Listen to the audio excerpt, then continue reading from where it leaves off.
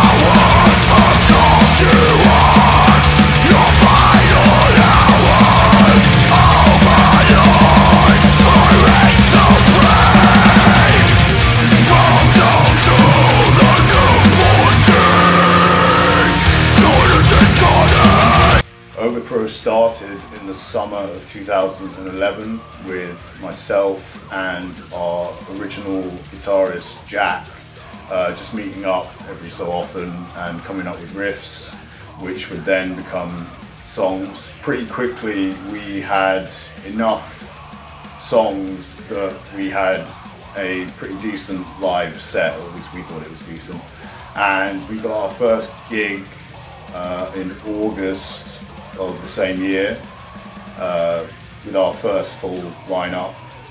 We only had like 4 songs at the time, but it was enough to cause a bit of a stir and certainly kept me going, and I decided that I was going to take this seriously and pursue it. And 9 years later, many member changes, lineup changes later, I'm still here, still keeping it going, and now finally talking about our first full-length debut. So I was playing in a band called Zelas, and we were going through some lineup changes, which meant we weren't very active, so I put an advertisement out on a website called joinmyband.com, and Jay got in contact with me saying he had a blackened thrash project. Would I be interested in coming down to have a jam? And I did. Went down for the first rehearsal and realised we shared a lot of the same influences. We were into a lot of the same bands and stuff, so we kind of hit it off. And that's it. The rest is history. I just get this message from this guy called Jay, asking me if I'm interested. Give it a listen, and it was exactly the type of stuff I used to play before that I had been kind of looking for. I was already in a metal hardcore band called Scum at that time, so it just kind of worked really well with what I wanted to do. I'd always been more of a thrash deather, and yeah, it was just up my alley basically, and I loved it since the first time I heard it. I was like, yes, this is it. I came to be a member of Overthrow because I put up an ad on joinmyband.co.uk. I spent a good couple of weeks trawling through requests from metalcore bands and one Nickelback tribute band, which was not very inviting. So got a message from Jay, musical interests aligned, and learned a few of the songs, went to the pub with them, and the rest, as they say, is history.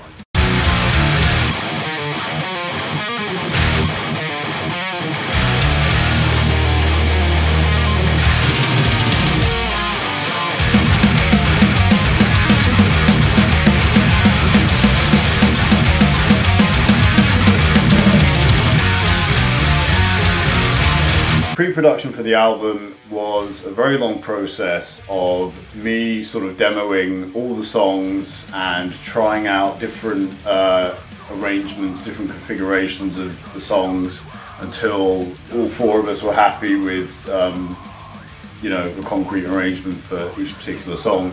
And that was just a case of trial and error, you know, sending versions of the song back and forth to each other, listening and saying like, yeah, that's good, no, that needs to be changed, or that can be shortened, that can be lengthened, etc, etc.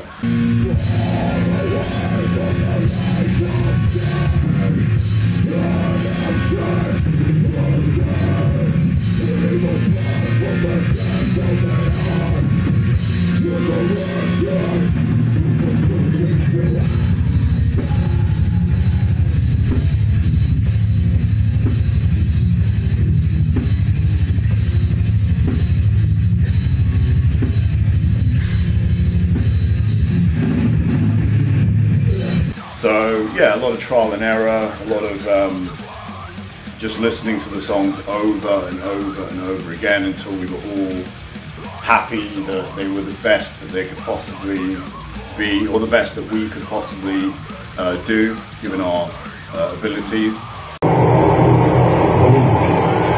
I start remembering, if none of it left.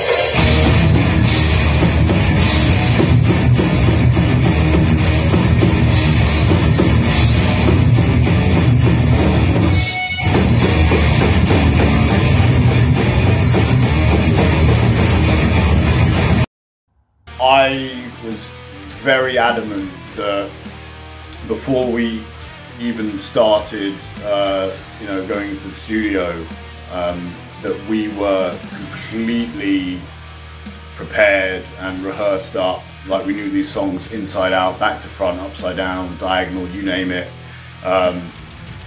so that when we hit the studio, we were ready and we could just knock these songs out, like, you know, in no time flat. The other guys shared the same sort of work ethic and the same ethos, so all four of us were like, yeah, we're not even going to go anywhere near the studio until we know that we can, you know, just play these songs like drop of a hat, like no problem.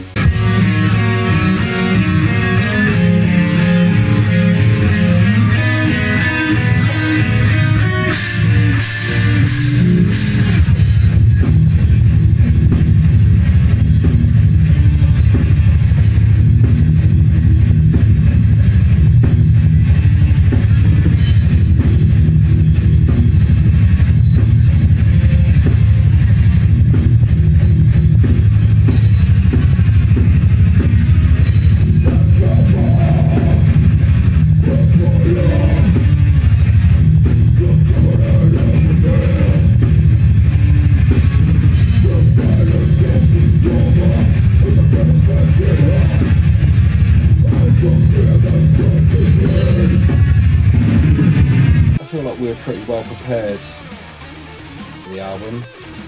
You know, we've been rehearsing a lot as a band, getting really tight. We've done some really good gigs. Me personally, I was practicing a lot at home, working to a click track a lot. You know, just doing everything I could to make sure I was playing well on the day, to not waste some time. Yeah, I think it paid off in the end.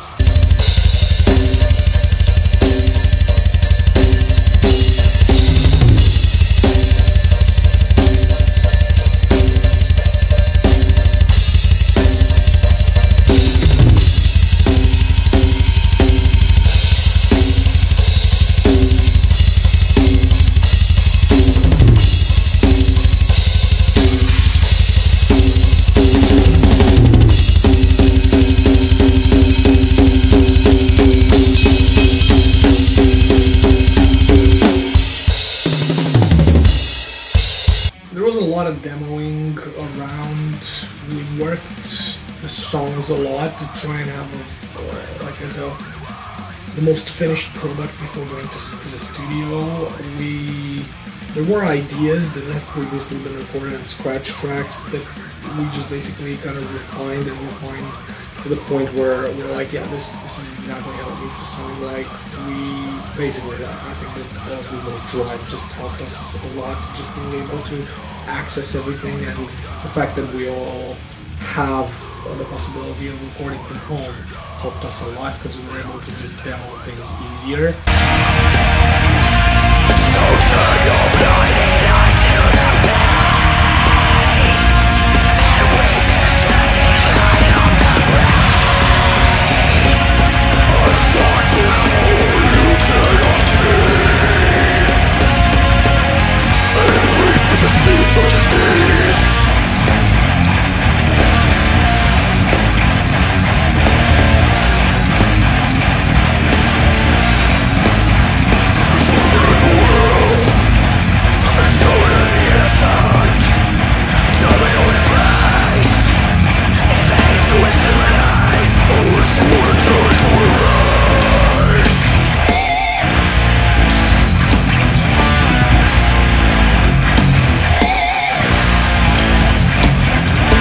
I'd say we prepared for a recording by practicing a lot.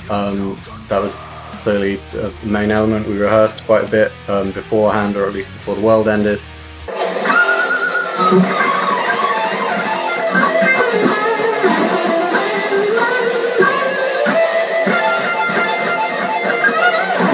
And then just really nailing down, for me personally, my own lead parts. Went over to Jay's and wrote a couple of the lead parts in an afternoon.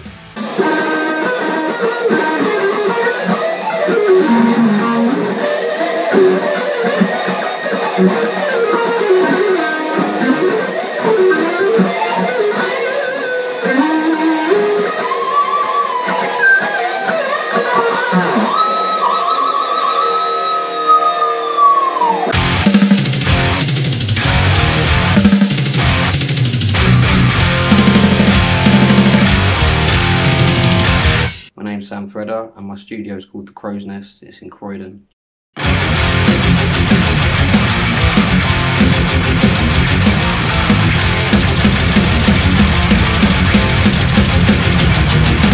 think Jay messaged me on Facebook one day just asking me if I was up for recording his album. I'd already heard his band, so I was like, yeah, I'm down. So we sorted it out from there. Jay brought Sam's name forward. He mentions that he had produced the EP of a band called Road Mutant.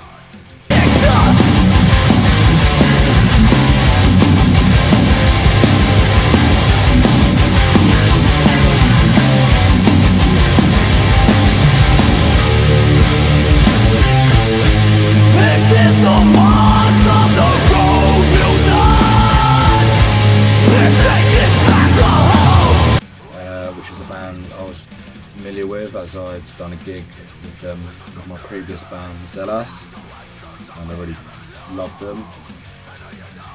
Really loved the sound of their EP.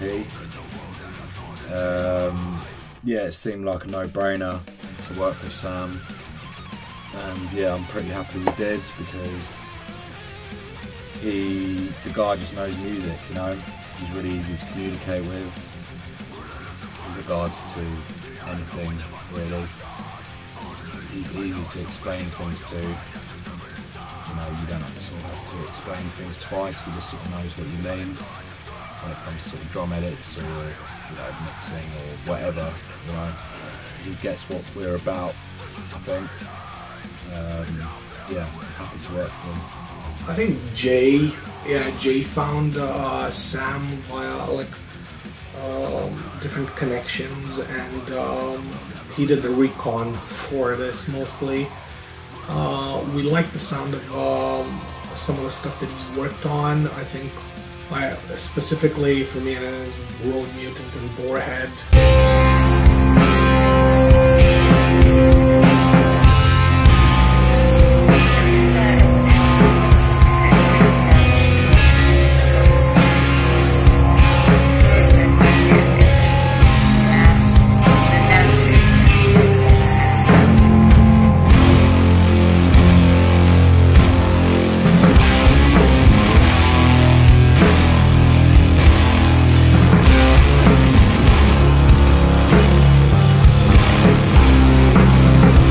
We like the sound of those albums and the fact that they weren't overproduced, they were raw, but they still sound really tight as well. So it was exactly what we were looking for. Sam's got a pretty good reputation in the London heavy metal underground. I spoke to a bunch of people, saying, we were working with this guy Sam from Crow's Nest, and they're like, oh yeah, he's really good. And then, we'd heard a couple of the things that he'd done before. Like the Road Mutant album and stuff like that, and he's just a really good, versatile producer that really gets the sound that you're going for and has a really incredible ear. So yeah, it's great. There's a couple of reasons why we decided that we were going to work with Sam at Crow's Nest. Firstly, I had heard of Sam obviously in him being the guitar player in Slagdragger, and I am a fan of Slagdragger's music.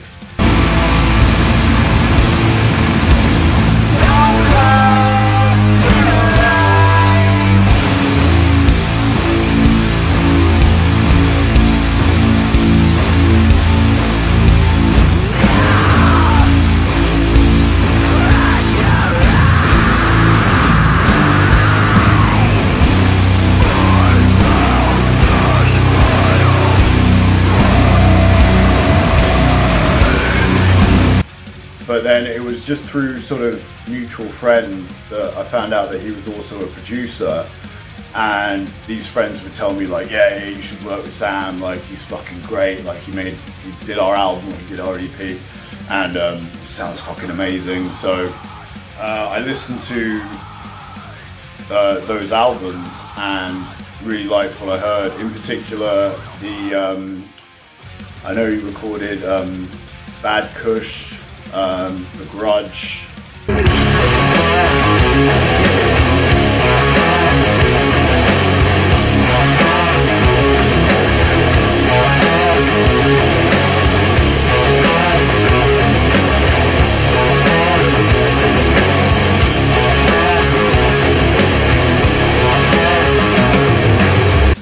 And Dungeon.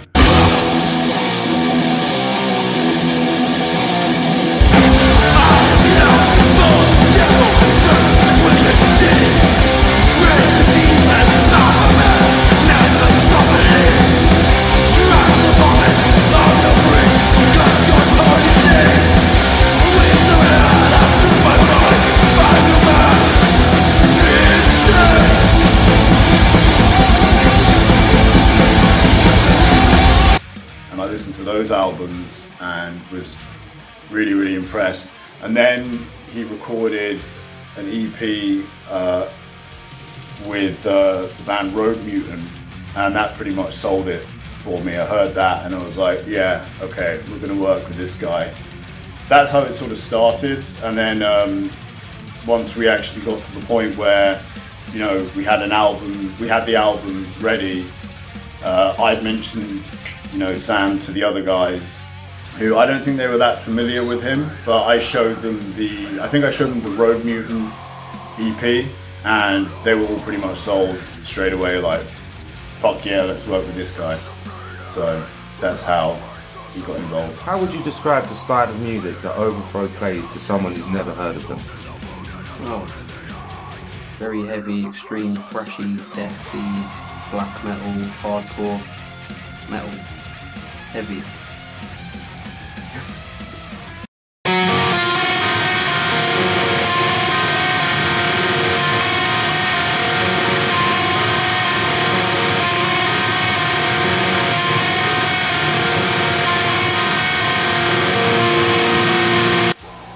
Well, we started with the drums first. We had pre-production demos that Jay had made already, and we basically just like dropped the tempo tracks in and recorded drums over scratch tracks, and then yeah, like a few weeks later we started. Well, lockdown got in the way, so we had to postpone the guitar recordings. But yeah, we just did it the usual way I would do any old metal band really. Drums first, guitars next, then bass, then vocals. But most of the time I always record live, like bass, drums and guitar together. If it's a stoner band or a doom band or a punk band or whatever. But with metal bands you've got to make sure it's pretty precise and tight. So we do it more in chunks, and it works well with this album. So yeah, I'm quite happy with how it turned out so well. They've like done a lot of pre-production demos beforehand and jammed a lot before we started recording. So they were all very fucking tight on fire, just ripping left, right and centre. So I'm very happy with all the takes that everyone did. So yeah, good shit.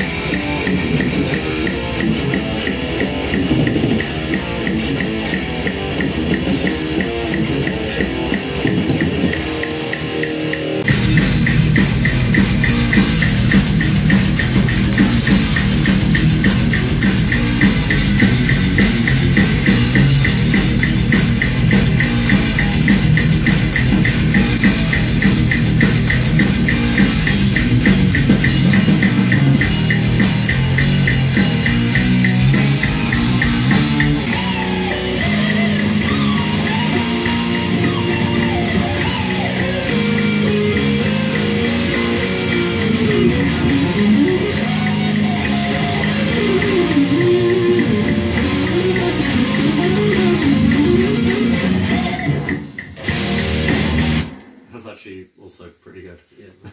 Yeah, I think overall the recording experience was alright. There were difficult moments, naturally.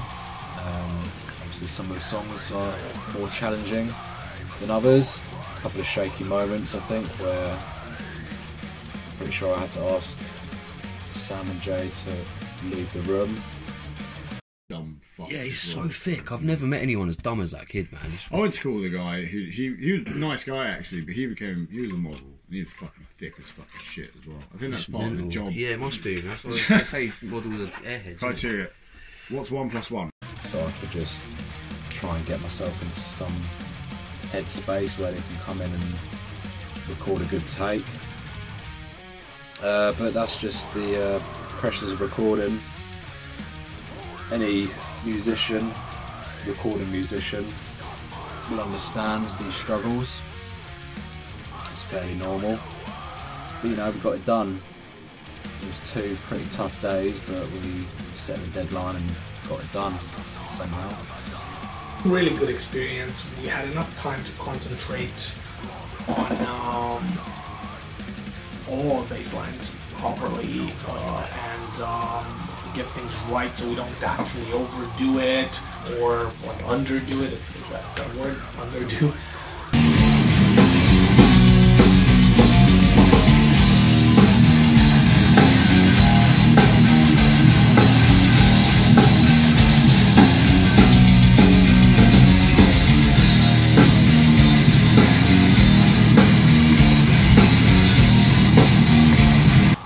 I could say that towards the end it was getting a bit harder to concentrate. Obviously we tried to do everything in a very short span of time for bass especially, but it wasn't tricky, but I had to be like in top form. I'd like to think I was as well. The recording parts is like always it's kind of like a mixed bag really. Like there's the bits that you really practice heavily and you think you're going to mess up, and then you get them in one take, and then like the really, you know, comparatively more simple kind of tremolo picked lines, some of them took quite a while to get.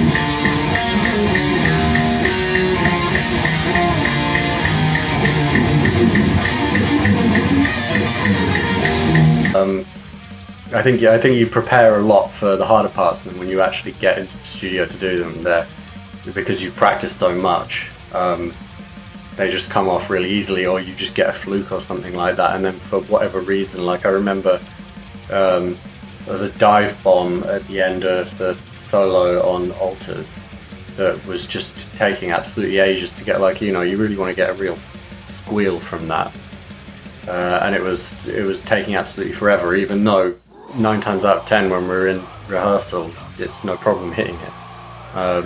So yeah, weird red light syndrome the way that works.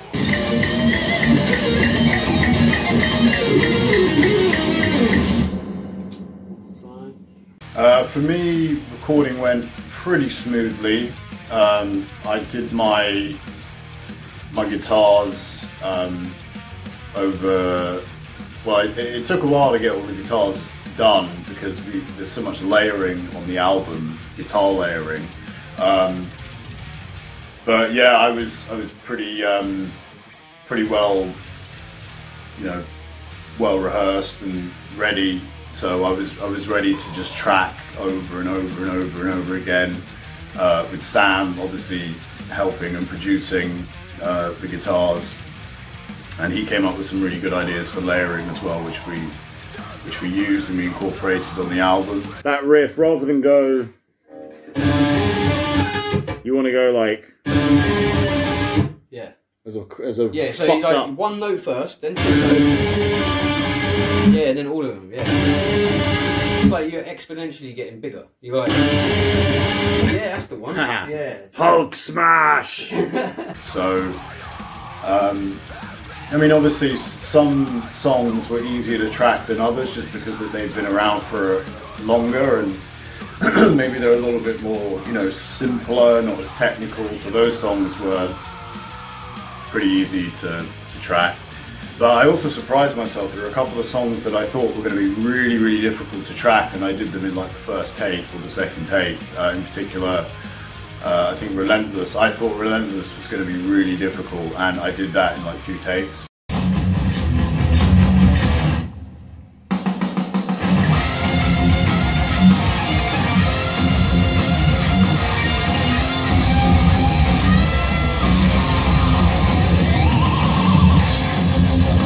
That was sick.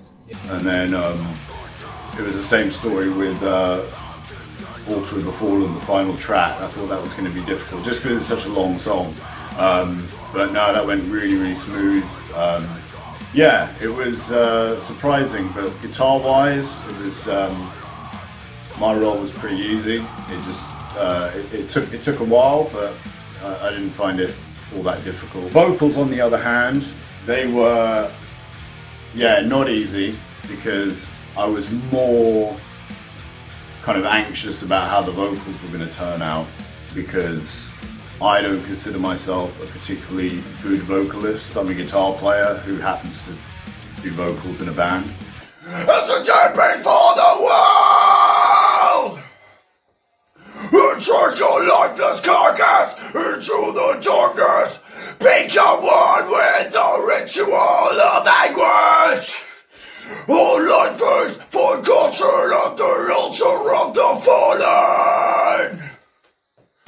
I'm more confident now, I think, than I was certainly a few years back, and I've kind of developed my sort of style, and that's just, again, with trial and error, playing with you know, different people and listening to different types of music, and also trying to you know, not injure myself by doing these really aggressive types of vocals. Dig up the cord beneath the tomb of discord. I rejected, distorted, dissected. I'll lock myself away, obscuring the light of day. Consumed by emptiness. Oh, fuck. And for me, Sam was very, very helpful and instrumental in, he actually produced me vocal-wise, and I can't really thank him enough for the work that he put into making me sound as good as I can. You know, he was really great and really patient with me as I was trying to sort of find my own kind of confidence in myself and my abilities. To betray my vision the only way. Ah. Shit. It's not really happening. It's not happening. You're feeling a bit dry? A bit, yeah. Do you want to just give up? I don't want to... What's the time? 5:20. Do you want to have a break? Have a break for half an hour. Yeah. Have a couple more hot drinks, and then just kind of chill out for a bit, because maybe intensively doing it. We've only had like tiny breaks. We haven't actually had an hour break yet, which you're meant to do. Oh yeah? Yeah, when you're doing vocals. It's, it's just to have breaks, because I don't know whether a break get is burnt out, man. I don't know whether a break is going to help. Yeah, that was obviously a hurdle to kind of get over, because I think the first day we tracked vocals I could only do like 3, and then my voice just wasn't happening. So I think we waited about a week, and then the following week I basically did all the rest of the songs for the album in like one day. And I think a lot of that was to do with kind of nerves, and also just being kind of out of practice with doing the vocals. Far away from the light of day, an abscess ascends, an evil birth from the depths of the earth, resurrecting to reduce it to ashes.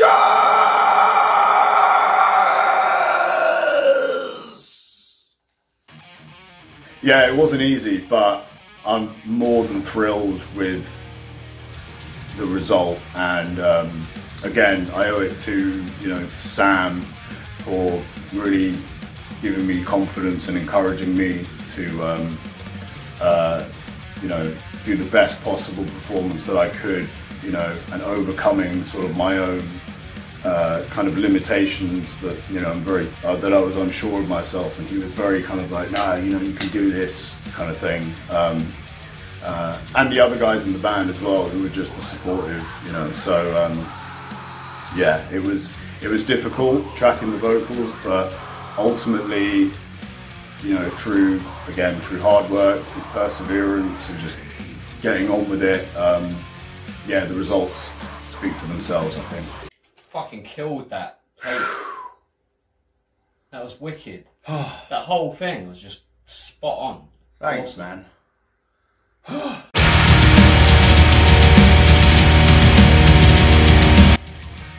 do a quick rundown of what I'm using to record the Overthrow album. Starters, I've got a 17-inch MB10 China, AA 18-inch medium crash on my left, AEX Explosion 18-inch, Meinl MB20 10-inch rock splash, and that's a 8-inch DH Stag China splash, sorry. I think that's a 7.5-inch DH Stag Bell Saviour Pro 14-inch hi-hats, Meinl MB20 heavy bell ride, 18-inch rock China MB20 Meinl, Joe Jordison snare 13-inch, 13 by 6.5 I think. My trusty Chachi Capitos. Yeah, the kit I'm using is a Heyman drum kit, which belongs to the engineer. Never used this kit before, but they're fucking great. And of course, my rock and sock drum frame. The bass I used on the Overthrow album was my ESP LTD F series.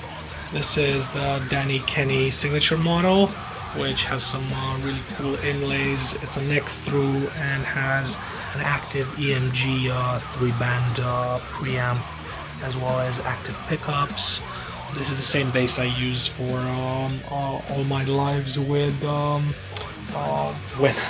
when and if that's gonna happen with Overthrow. I just put on a set of the Dario XL nickel wounds, and this will go straight into my tiny Helix, the HX Stomp, and the signal chain basically just contains some compression, dark glass, sans amp, some more compression, a couple of the own hammer Ampeg IRs, and that's about it. It's all about trying to maintain that consistency and sound as to you know, whatever you hear on the album you'll actually get live as well. So yeah, that's it. Okay, so this is the guitar that I use to track all the rhythm guitar tracks for the Overthrow debut album. It's an ESP Eclipse. I haven't actually used this guitar live yet because it's fairly new, and so it's made its debut on the album rather than live, but pretty sure this is going to be my new live guitar from now on. But yeah, this is what I use to do yeah, pretty much all the rhythm tracks. Okay, this is the other guitar that I used for the recording of the Overthrow debut album. It's a Jackson Milli Petrosa from Creator Signature V. It's actually a prototype model. I only used this guitar for my sort of lead parts, which I only have 2 on the song Relentless Aggression and another couple of bits on the song Pure Death, because obviously it utilizes the whammy bar, which I needed.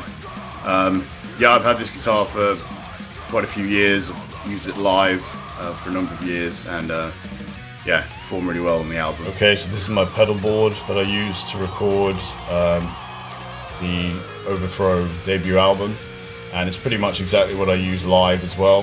So you've got the fuel tank, the tuner, and this pedal here, which is basically the bulk of my tone sound, is the Maxon OD 808X, which I bought because it was recommended by Eric Rutan from Hate Eternal, and who also produced all the Cannibal Corpse albums, recent Cannibal Corpse albums, and he did the latest Morbid Angel album as well. Yeah, he swears by this pedal, and I used to have the Maxon OD808, which is the green pedal, some of you might know, which is also a fantastic pedal, but I wanted something that had a bit more bite and a bit more just disgusting distortion, and this is pretty much as good as it gets. So for this type of music we play, which is, you know, black death thrash metal, so yeah, can't speak highly enough of this pedal. It's fantastic. I use it on all my guitar tracks. And then here I've just got a noise suppressor just to get rid of any unwanted noise. So yeah, pretty basic setup. It's pretty much exactly what I used live, and it's what I used on this album. So there you go. Okay, so this is the amp that I used to track all the rhythm guitars and my lead parts for the first Overthrow album. It's an EVH 5150 50 watt head, which I'm sure a lot of people are familiar with. These are my settings that I had, and the only difference is I double tracked or quad tracked the guitars, and the only difference is that the one channel I used the blue and the other one just used red, which has got a bit more bite, a bit more gain to it, and that's basically it. Well, the drum mics is just my usual setup of SM57 on snare bottom, snare top, AKG D112 in the kick drum, Superlux R102 ribbon mics on the overheads, PVI mics on the drums, like my first ever mics I ever used ever. Still got them and they still work awesomely. And that was going through Soundcraft, little Soundcraft mixer into my old computer with Cubase. And then I got a new setup with Studio One on a new PC with a Quantum 4848 ADDA, and got some Focal Shape 65 monitors and a Focusrite 8-channel preamp. So I've been using that to record all the guitars and the bass and the vocals since then. So yeah, that's my current setup. Okay, so Alex, tell us about what you've been using today to record your lead guitar parts. My main guitar is a Jackson Kelly, which I have absolutely no idea the model. It doesn't really say, but I got it off some guy on eBay at a discount price, and it's absolutely beautiful. It's got some sort of EMG pickups that sound nice and beefy. And you had it recently set up for this album as well. Basically, like, completely, you know, did a number on it and you know, sorted out the bridge over here, filed the nut down to make sure that the action could be as low as possible. It was a little bit too high up here, so it was causing the strings to go a little bit sharp when you were pressing down like a bar chord or something like that. Right, tell us about your pedals. Yeah, so my pedals, it's pretty simple. I've got just an Ibanez Tube Screamer, which isn't really there for doing much else aside from adding a little bit of extra gain and kind of tightening up the sound. I've got a noise gate, which that's pretty self-explanatory what that does. And then a wah pedal for the solo on, what was the solo that we just did? Strike Down. Strike Down, yeah. I've got an EQ pedal which didn't really get used today, but that would be used live just in case there are any issues with the venue that we were playing at. And then another pedal that doesn't get used on this album, but I love it, is this iMaster over here, which is just HM2 worship. Sweet. What amp did you play through? Yours, in fact. Tell us about my amp. Jay's amp, which is an EVH PV 5150. Fender. Which, oh yeah. Well, I'm just reading what it says on there. 50. Yeah. Oh yeah. On the blue channel. On the blue channel, indeed. Yeah. Excellent. And how have you? You've just finished tracking your leads. How do you feel? I feel pretty accomplished. Yeah. Fantastic. Yeah. The whole recording, it went pretty smoothly, but I just made sure everyone was just on point, nailing their parts and like having fun with it the whole time as well. It's like, you know, if there's no fun, there's no vibes, and people are going to be playing badly. So more fun, more tight, more metal. See that? This is the fuel that makes the vocals go well for you. It's blue! How's that feel? Yeah, so going, you know when I changed the beats, the yeah, I can see that. That's exactly where I am. Yeah.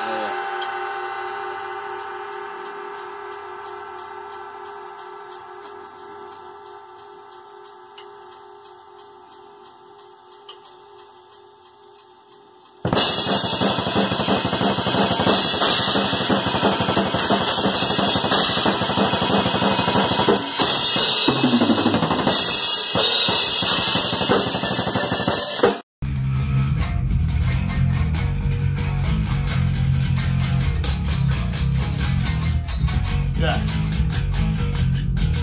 hate playing the pickle. It sounds fucking good.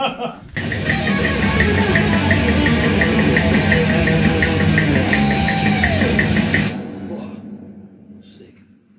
I made sure everything was performed tight and in tune and on time, and made sure the tones were all tip top and ripping.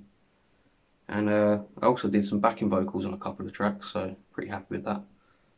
One of them was unsolicited. I just did it on my own and showed them later, but they were happy with it, so there you go.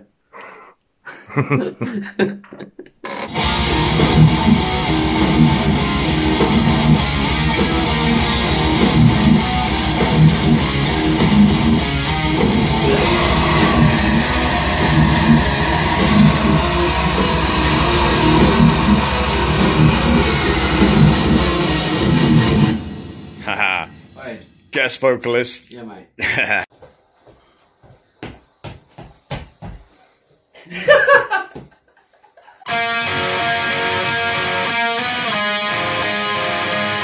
This is a hard question because there are so many moments on this album that I could say are my favourite.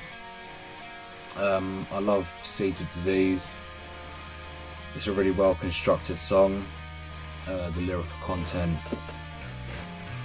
is very much a real subject, so I think that song in particular holds some sentimental value.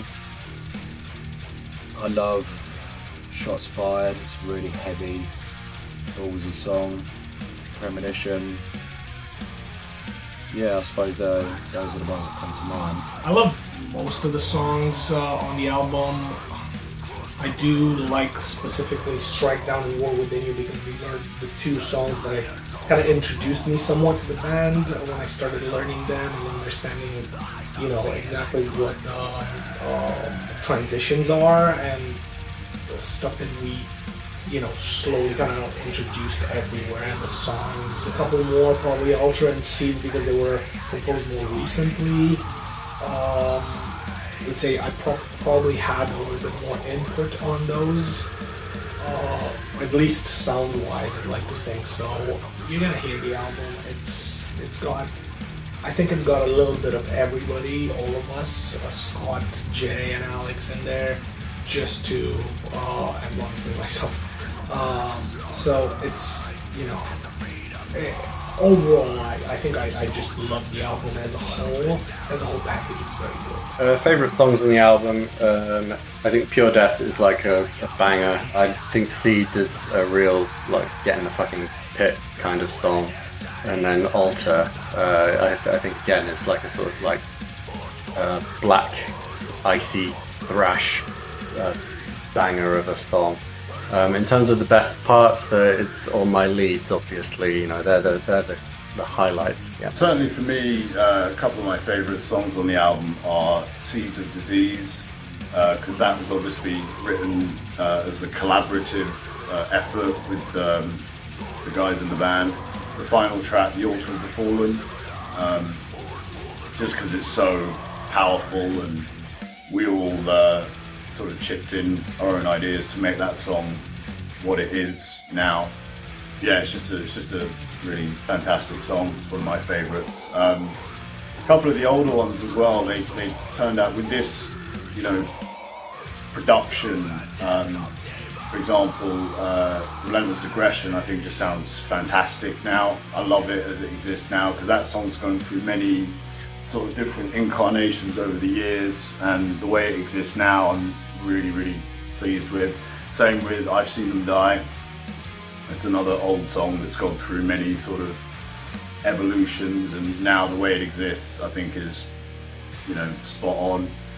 But you know, the album is meant to be heard, you know, from start to finish, and I love albums that, you know, you don't want to skip a song, you want to hear every single song, and that's how I feel about this album. It's all killer, no filler. Shots Fired, because it's fucking brutal. That's it. One of the other things I'd like to mention, one of the main challenges that we all faced was you know, trying to make this album happen, you know, during a global pandemic, you know, which has pretty much brought, well, as far as live music is concerned, has brought that to a standstill, and I know has affected a lot of bands all around the world, us included. We were pretty adamant that we were going to make it happen, you know, by hook or by crook, sort of against all odds and whatnot, and we have, you know. So I'm really proud of that, and you know, that's not to say that it's been easy. It's not been easy at all. All 5 of us have experienced personal loss during the making of this album.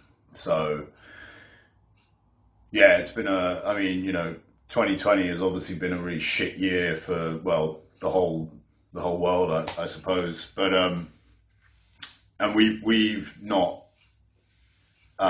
escaped it as far as you know, personal losses away from you know, what's been going on in the world.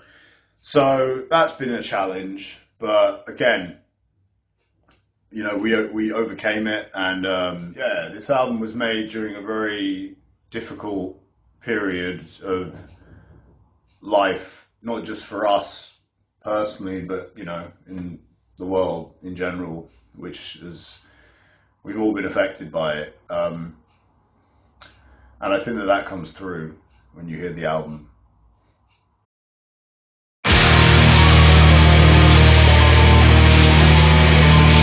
Thank you so much to everyone that has supported Overthrow through the years, through the member changes, through, you know, through thick and thin, through the good and the bad and the ugly. You know, it means the world to me and to the guys in the band that, you know, people are out there and they like our music and they want to support us and they want to support the underground metal scene. Thanks for watching this short movie, documentary, film, whatever you want to call it. I hope you found it interesting and enjoyed it. And yeah, we can't wait to release the album, and we can't wait to eventually start playing live again. And also, you know, you should definitely watch this space, because we have much more material that we have worked on and that we're basically sitting on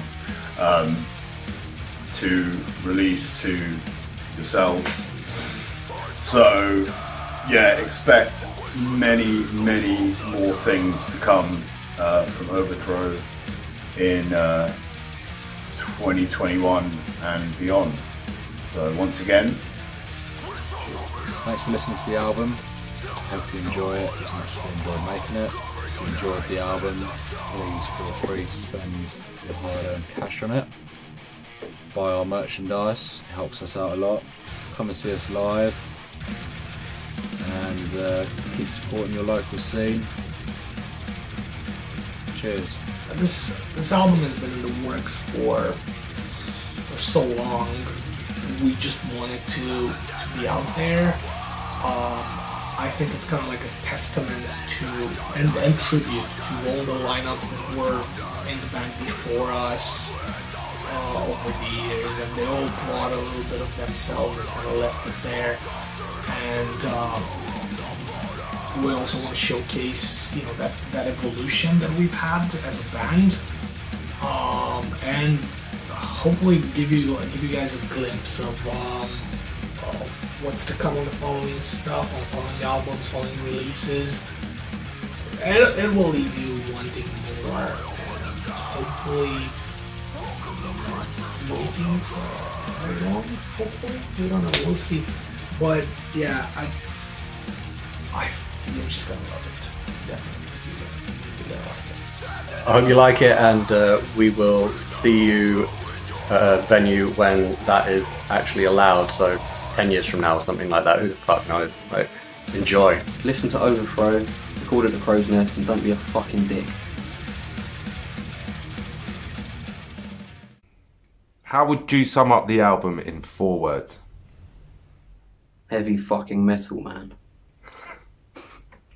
If I sum up the album in 4 words, it's pleased by, we poor. 4 words I would use to describe the album, probably melodic, face melting, and long awaited. These, I know they're hyphened, but you know, they're still words. And just fun, I guess. We actually had fun putting this together. And I hope it's going to be fun for people to listen to and to want more. 4 words for Overthrow. Heavy ass fucking shit. Better late than never.